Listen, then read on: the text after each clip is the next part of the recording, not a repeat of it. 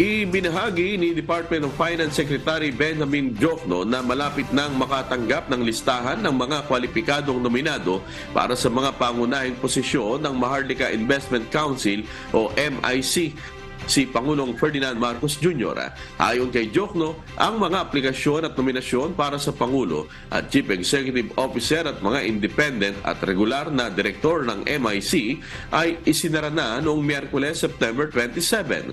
Sa isang press briefing nitong Biyernes, September 29, sinabi ng opisyal na ihahatid ng advisory body ang final list ng mga nominados tanggapan ng Pangulo on or before Thursday, October 12 at pagkatapos nito ay ia-appoint ng Pangulo ang pinakamahusay na mga kandidato para sa mga nauukol na posisyon. Ayon sa Republic Act 11954 o ang Maharlika Investment Fund Act na pinirmahan noong Hulyo, ang mga opisyal ng MIC ay itatalaga ng Pangulo.